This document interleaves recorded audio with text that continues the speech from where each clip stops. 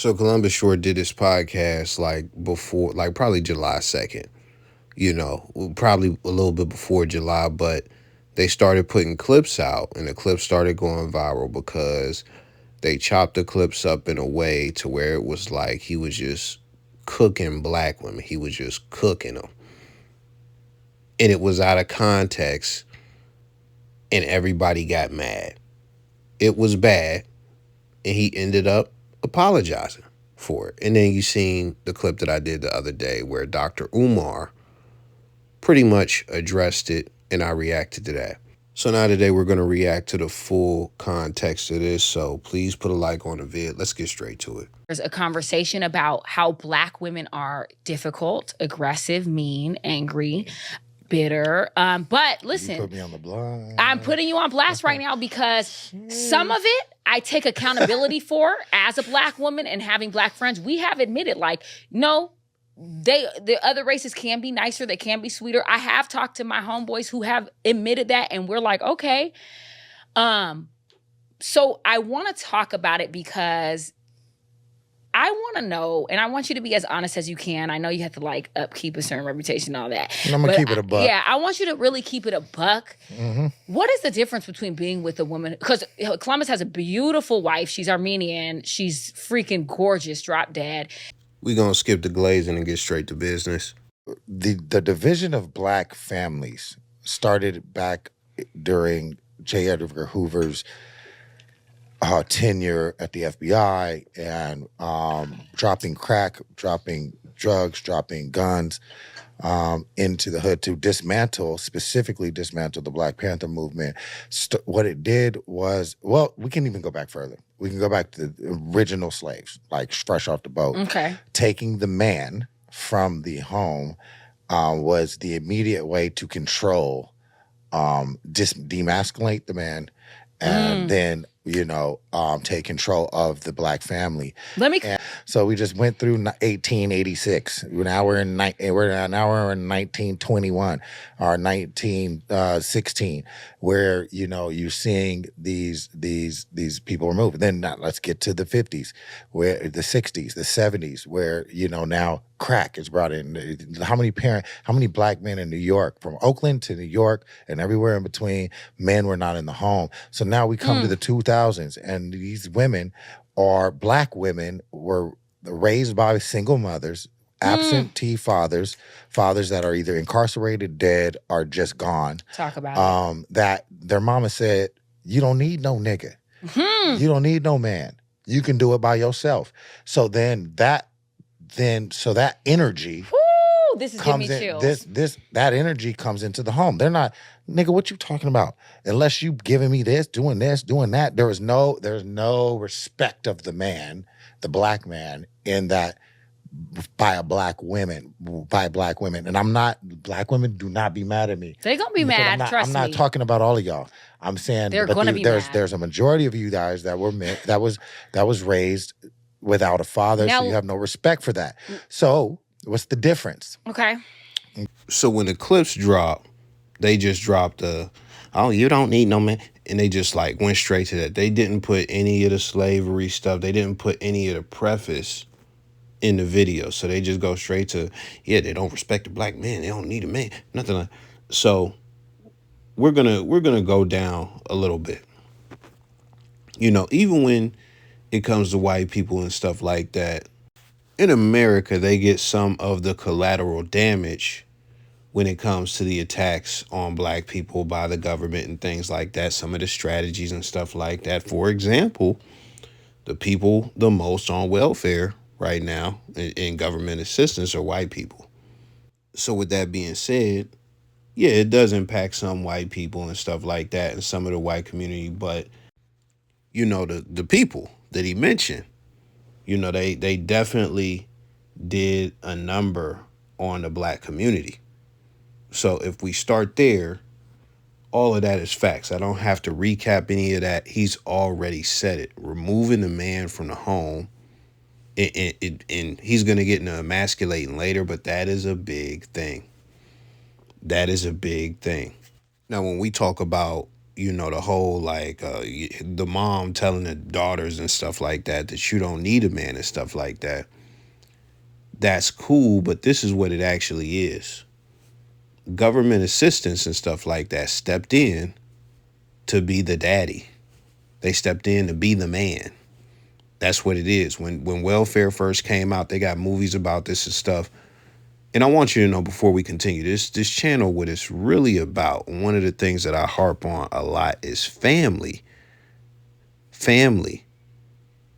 Family. Let me say it again. So that's something that's big over here. But let's continue. As far as, the if you had welfare back then, if they caught a man in your house, you're a mother with kids. That's how you qualify. You got to be under a certain income level, be a single mother with kids. If they catch a man in that house, they going to get rid of your government assistance. So there's a movie. I can find the name of the movie someday, but it's a movie where the guy has to hide every time the social worker comes. They put him in the closet. They put him in the ceiling. They doing whatever they can to hide this cat because it's like a family of like 6, 7, 8, 9. Chick done had a bunch of kids. I don't know if the dad died. I don't know what happened, but she got to get a new guy. But the new guy, he not allowed to be there because it's going to make all of them homeless. And that is actually a reality. It wasn't just a fantasy movie. No, that reflected the reality of what was going on at that time in the 70s. So with that being said, when you have something like that, Uncle Sam not only steps in to be the man, but if you can live and you actually begin to like how you were living with that government assistance, you now have a newfound independence. Now this, and just when we talk about independence and things like that, that is feminism. It transcends black people. I talk about that a lot on this channel, but we're not going to get that deep right now, even though we're getting deep. But over time, this is not like when you see somebody, as far as a woman, a black woman specifically, being independent and having an independent mindset in 2024, it is not something that she invented. It is not something that she just came up with. It is not something that she just like, oh, she was just natural. No, no, no. Listen, it is something that has been ingrained in our community since at least the 70s, since at least feminism really started kicking off and stuff like that. And then guess what? You also have the media, which is like kind of what kills me about this is like as far as like black women getting upset, where is the lie? Where is the lie in what he said? Because you got Destiny's Child, Miss Independent, like, Neo Miss Independent, and then them they made all my women Miss Independent, throw your hands at the Charlie's Angels and stuff. So like that was a big thing. It was trendy to be independent in the 2000s. It was praised and stuff like that. But even when you go and look at movies like Foxy Brown, like, all the Foxy Brown stuff and stuff like that, it was empowerment. It was empowerment, and it really created the image that you don't need a man. You could do whatever you want by yourself. You don't got to be dependent on a man. You could be strong and independent. So with that, as far as what he said, I don't necessarily agree that the mom is telling them like you don't need no man or nothing like that. That could be the case, but let's just pretend that it's not at all. They see it from their mom. Let's say their mom don't got it. They see it from women in their community, even their peers. But let's even just pretend that let's just pretend none of that is going on. They see it through the media. They see it through the media. It's glorified through the media. But guess what? We can't pretend all of that is not going on because from their peers to their aunts to their moms is going on. So they're seeing independence. They are seeing the glorification of it. And we could even go deeper than what he went. It's a badge of honor now to be a single mom. It absolutely is. That is why you see women wanting, like, they want praise for what they do as single moms. And I want to be clear about the single mom part. That is not strictly a black woman thing. That is an American society thing as far as what's going on right now. But let's continue with the other part of what he said. He said what that begins to manifest into in the household, as far as this culture that has been cultivated through the media, through the peers, through women having independence, through government assistance, and just all it. And even then, we don't even got to stop at government assistance because, like I mentioned, feminism started cracking off. So now, this is the thing that wasn't mentioned. It's not even just because that's the 70s. It's 2024. The most educated people in America, the most educated demographic is the black women. So these chicks got good jobs now. They're actually getting the money, they're getting the bag. Now, they might have a tremendous amount of debt, but they get in the bag. They get in the bag.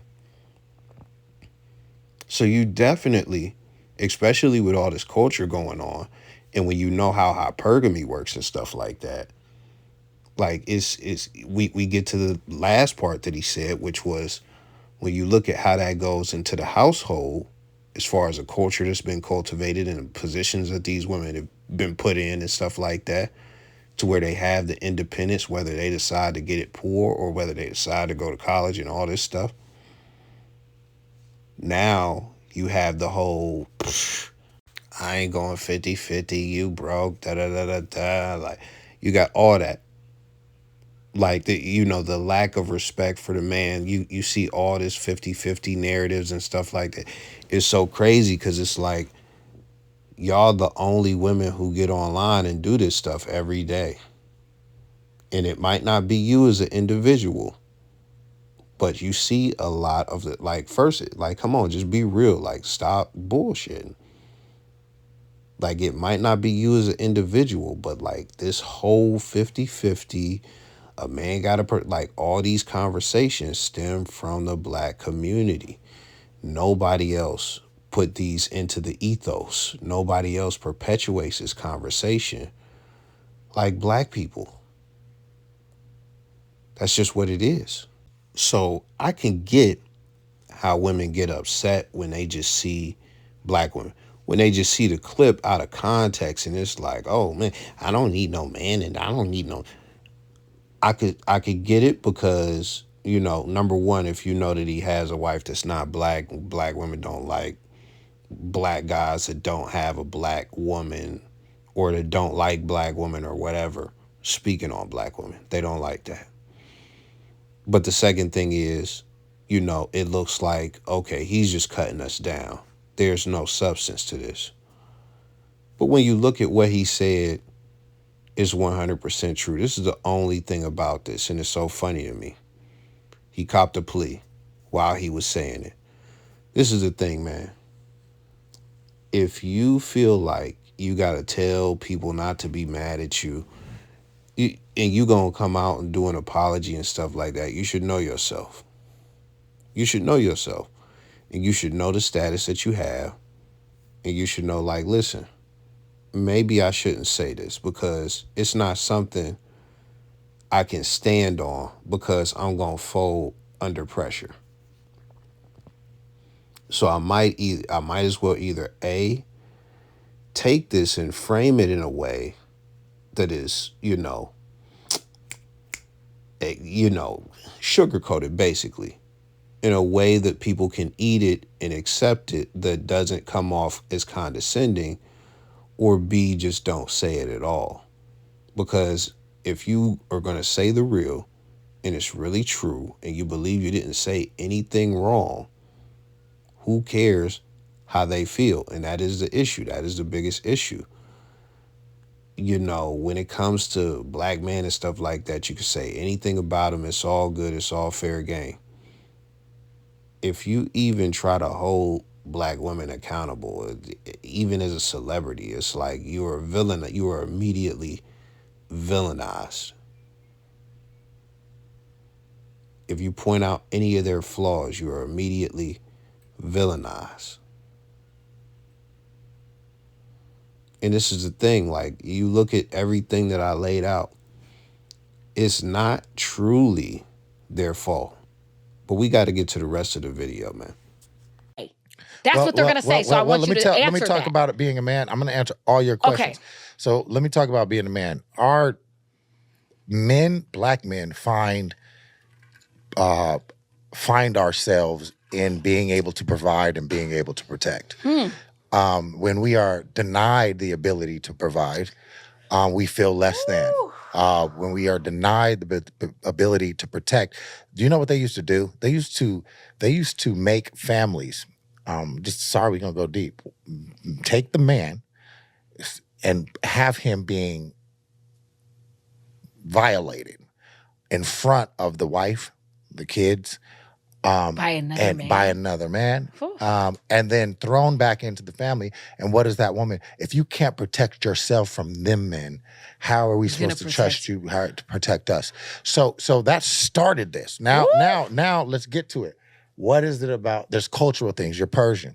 Yeah. So that Persian side, that Armenian side, that Mexican side, that Asian, Korean, Japanese, that other side is where, culturally, those women were not, those women were taught to hold down. And be very subservient and submissive to their man. But it's more than subservience. It's don't get it twisted. I know you know how to cuss a man out thoroughly, but as soon as you cussing him out, you still making dinner, you still washing his clothes, you still cleaning the house, and you're not doing that with this is my job. That's just what you were trained to do, and I think that kind of training, how you want to ride in a Bugatti, how you want to go on a yacht, but you don't know how to wash your own clothes. You don't know how to vacuum. You don't know how to you don't know how to cook, girl. You don't even know how to cook. So you know what I'm saying? I'm not saying that's all black women. I'm just saying let's get down to it. Ooh, I'm in trouble. We are about to be in trouble. So I'm going to get the minimalistic points out the way. We're just going to get straight to the BS. So where he lost, and this is what really got him cooked. This is really what got him cooked. The whole Bugatti and cooking. That was just so irrelevant. I'm not even going to get deep into it. It's like, he's an intelligent guy. I know you be flowing and glowing. You be in the moment. You gotta take, and this is how come you hear me take pauses sometimes in the video, and I'm not going to edit it out. You got to think about what you're going to say before you say it. So you don't say something that is either stupid or something that you regret. So that's the first thing. Now, the second thing is very funny because this chick, she mentioned she's like whatever, like two-type Persian and black and stuff like that. I don't know if he knows if the mom is Persian or whatever. For him to assume that she is just like a good woman and subservient and like that's kind of funny to assume when I don't know how much he knows her, but it's hard for me to believe that he knows her that well to just know that and then attribute that to her race. That's kind of funny to me. But I am going to touch on the other thing that he said, and we'll just make this number 3. The different nationalities and different cultures of women and how they are, raised and conditioned versus black women and things like that. Now, this is the thing. And we got to keep it 1,000. We got to keep it real, man. And I said, I don't know if I said this on the channel before. I got to react to a video if I haven't said it on the channel before. But grandma is gone. Grandma is gone. It's over. We have lost real grandmas. If you got a grandma that is 60 plus, like that's the last generation of real grandmas. Cherish those grandmothers, man. When we talk about these 50-year-olds, these 54, 52, 56, that is the freaknik generation. those are the black women who were shaking their butts and all of that stuff, and just at Freaknik getting pee popping on a headstand. That's those women. You seen the Freaknik documentary? You see all them. I ain't watched the Freaknik documentary, but you see how all these old chicks was like shook, like, oh man, I hope my past don't come back to haunt me, man. Nana, the grandmas is 80 and 90s. They was never doing nothing like that in their heyday, and even then, they were just ladies. They were flat out ladies. I feel real bad for the kids who don't have a real nana, a real grandma, somebody who was like born anywhere from the 50s and before. And the reason I mention that and with the whole grandma thing is because we as black people, one of the things about our culture that we do have is the good cooking and, certain things about our grandmas being very nurturing, very sweet, church going, very religious and stuff like that. So we did have some type of culture, some type of good culture. And it was very good for the women and it was passed down from woman to woman, et cetera, et cetera. Well, with that 90s stuff and with crack and with, all of that, it began to become lost. With everything that I've mentioned throughout this video, it began to become more and more lost. Even when you look at a woman having to, work and doing all this college that, like, she's going to be eating out a lot. Like, a lot of these women don't even see the need to home make. And even then, I'm again, this channel, I talk a lot about family. The economy that we live in, it doesn't really put us in these. We got to form a new relationship dynamic as far as like, because the traditional stuff is kind of going out unless you could be a super breadwinner. That's just what it is. So the average couple, regardless of race, is not going to be in a position where the guy can just be the breadwinner and the woman stays home and be the homemaker, which when we look at it in that old economy where feminism didn't, ruin everything, you know, women would stay home. They would do what they're supposed to do as far as the clothes and all that stuff. That was a part of the culture. And the guy would go to the train tracks or whatever he was doing and be the breadwinner for the family of 8, the family of 12, whatever it was. And yes, feminism did do some good for women and stuff like that, but it's done a lot of irreparable damage, and not by itself, because the government also played a part, contraception played a part, et cetera, et cetera. And that's in general. That's not just black people. So going to the culture and stuff like that, the culture with black people somewhere between the 80s and the 90s began to degenerate. And now we have a degenerate culture. That's just what it is. So, and that's on all fronts. That's including the dues and things of that nature. So when you look at these other, demographics and things like that, like Korean and stuff like that, there was never an attack on their culture. There was never none of that. So like everything is still pretty much intact, especially if they're in the country, like if they're not in America and they're just fresh over here and stuff like that. If they are Mexicans that crossed over the border, if they are second generation American Mexicans or like Hispanics, whatever, like they're still going to have that culture. That's just what it is. That's still going to be ingrained in them. Now, it is possible for the women of those other cultures to begin to subscribe to independence in the American way and things of that nature, and 50-50, I don't need no man. And it's possible for them to subscribe to that culture because it's out there, it's here, it's promoted, et cetera, et cetera. But when we talk about the family and the women, not the woman, but the women above them, the generations before, they not only showed them how to do it by example, they not only showed them how to do it by teaching, but it's actually a way of life. This is actually something that they take pride in, and it's what makes a woman in these cultures. Now, the video is long already, so I'm not going to get deep into the emasculation. I am just going to bring it all the way back full circle. Did he say a couple bonehead things in this? Yes. The majority of what he said was true, and it was based in history. And if you look at it, I just don't see the lie. It may come off as a bit disrespectful as far as like the Bugatti and cooking. That's kind of ridiculous. But when you look at the context, when you get it in the full context as far as what he said, I don't see anything wrong with it.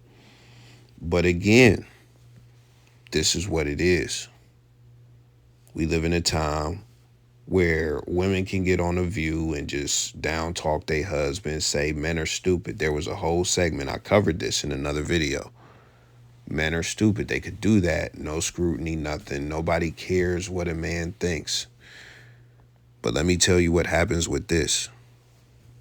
When a man has an opinion about women, doesn't even have to be black women, but like black women, you get it's extra sensitivity points because it's a double minority. It's like you are black, but you are women, so it just makes it that much more offensive. It makes it that much more offensive. So when you say something negative about women, or even if you say something that could be perceived as negative about women, women are sensitive, they get mad. Just think about the reaction video I did the other day to one of my comments. I highlighted the, black women when it came to the cop on the pop the balloon. They didn't want to date him because of his profession, because of what the culture has taught them. A woman got mad. She didn't respond to anything that I said. She didn't dispute any point that I made. But she just asked me why it mattered, even though she watched the video, even though she had an opinion and she could, think about this. Why did it matter for you to respond? But at the end of it, so the response that she had, she didn't address anything that I said. But the signal that she was upset and angry is that she said, if you like him so much, why don't you date him? She was angry. She was triggered. So she's going to say something. So when you say something negative, or, you say something that could be perceived as negative, or if you hold women accountable, if they don't like what you said, it doesn't matter what it is. If they don't like what you said, they're going to lash out at you emotionally. So that's the first thing. But that is not by itself why it holds so much weight. The reason it holds so much weight and it goes so much further is because you have these white knight simp ass dudes who really want to get some points on a coochie rewards card and act like they care about this stuff when they really don't. They just want to get some coochie points. And they go to defend the women so that they can get 2,200 points on a coochie rewards card that they will never be able to redeem. They will never be able to redeem those coochie points anywhere, at any time. They will never find a machine to scan their coochie points through. When you look at this, black women all over the shade room, all over the neighborhood talk, they were all mad. They were all mad. Now, that alone, especially if a guy cares about the opinions of women and black women, that's going to hurt, especially if that wasn't his intention. Because he even said, man, they gonna cook me, they gonna da-da-da-da-da, all this stuff. But then when you have the dudes dog pile on top of it, that takes it to another level as well. It's so many dudes who made videos like, oh, you could, man, listen, this cat didn't really even harp on, other women and other cultures and things like that so much. He barely compared. Matter of fact, the only comparison was him saying Korean and all this stuff, and it's saying like, listen, you come from that culture, so you gonna still do your stuff. But when it comes to black women, they want to ride in a Bugatti, but they can't cook. Which is, again, I've said it. That's stupid. That is stupid. But you got these dudes who they just was like, man, I got to go and defend my black women because I just I just care so much. I care so much. No, it's because you want some good chocolate pussy. That's all that is. That's all that is. That's all that is. Anytime, just and I'm gonna just leave on this note. Anytime you see these dudes, and this is regardless of color, coming to the defense of women passionately, trying to insult the guy who said whatever, anything like that, what you got to understand is this is not coming from a place of I care about my mom, I care about my no, no, no, no, no. It's not coming from that place. It is coming from a place of, man, this will help me look good to women. I don't care if it's coming from a subconscious place of that. That's what it is. They're trying to get their sex options up, man. I said I was going to leave on that note, but this is a note I'm going to leave on, man. Again, he said a few boneheaded things. What he said in general was not wrong. I fleshed it out quite a bit, and it is what it is. I didn't say anything condescending about black women during this whole video. I'm pretty sure I didn't. Nothing to where it's like I'm being like I'm just trying to shit on them for the sake of shitting on them or anything like that. Everything I said was attached to some knowledge. Everything that I said was a perspective based on, history and culture and things of that nature. And a lot of it, honestly, is just undeniable. So it is what it is. Let me know your thoughts. I'm gone.